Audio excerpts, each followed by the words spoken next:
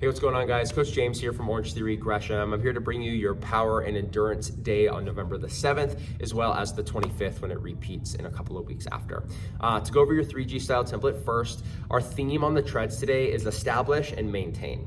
So at the top of our block, our sequence is gonna put us at a 45-second push, a 90-second base, and then a 45-second all out. They'll have plenty of time to walk it down and recover. And then we're gonna remove the base out of the equation with a bonus kind of back-to-back interval, 45 push, 45 all out. So we're establishing with that first sequence with an active recovery. When it comes back around for the bonus, that's when they're gonna try to maintain what they initially set themselves up with. You'll see that pattern actually move into block 2 as well. The time is gonna come down about 30 seconds in push, 30 in all out. The base is still gonna be a minute and a half, and then they'll have that chance to maintain if they establish a new intensity at the beginning of block number 2. Block 3 on the treads is gonna take things a little bit differently. It's a pure match or beat. You'll get 3 rounds of all outs, 30 seconds at a time, 30 seconds to walk things down. There might be more maintenance, so we can keep the same theme between the blocks, but for our more elite athletes in the room, you might find them increasing a little bit more and beating those intensities all out after all out. As we move into the rowers, what you're gonna see moving from there is a 3-block setup as well. They have a bit of a bookend challenge though, a match or beat distance with a 45-second push buy-in that's gonna line up with the same time as the treads. And then they're moving into a work and active recovery, a medicine ball movement followed by a base row. They're gonna be working on that for time until they get cued back into the rowers for a 45-second all out. It's the same amount of time, but they're gonna try to match or beat that distance as they buy out of the block. Same progression, moves over to block 2, kind of catch the patterns here. 30-second push at the beginning, they'll switch that medicine ball movement, still keep 150 meters in base row to repeat for time, and then another chance to match or beat with a 30 all out at the end. Block number 3 couldn't be any simpler. It's gonna mirror exactly what the treads are doing, 30-second all out row, 30-second recovery, 3 rounds, making their best watts out of those intervals. Moving into the weight floor now. So work and active recovery is gonna put a huge emphasis on shoulders and core work today.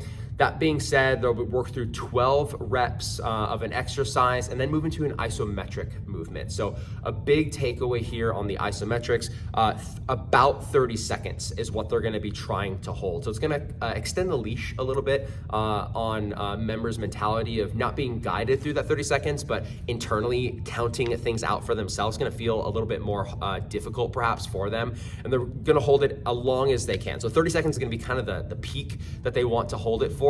That being said, when form breaks down, the body loses its rigidity. That's usually when we wanna make sure that we communicate. That's usually when you're gonna wanna cut things off. Now again, for a little added challenge, if you wanna poke and prod maybe at your members that you know can take a little bit more, a dumbbell can be added to those bodyweight isometrics, but again, that's not going to be for everybody. If you do challenge, make sure it's off of mic and making everyone feel successful, just encouraging and congratulating everybody either way. It's definitely going to be a more difficult setup. It's 11 minutes long.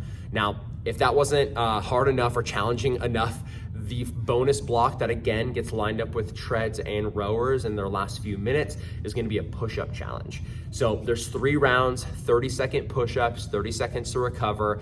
Their goal is twofold. 1, try to stay within 2 reps of each round. And there's also gonna be a total goal with a green, orange, and red goal, 15 reps or more being green, 20 or more being orange, 25 more being red. How far can they get? We'll definitely find out, but communicating again, encouraging those options, and taking what rest is needed in that initial block is definitely gonna set them up for success. Now, as we scoot over to the 2G, it's not gonna look too different actually from the 3G setup. You'll notice 2 things with the treadmills a little bit different. 1, there's an additional block as it kicks off with a 1-minute push, 90-second base, 1 minute all out, and a 1-minute recovery. So the initial block is gonna be a little longer. The recovery is extended from the 3G as well. But as you move into blocks 2, 3, and 4 on the 2G, it's the same as blocks 1, 2, and 3 in the 3G, the 45, the 30, and then the all out focus.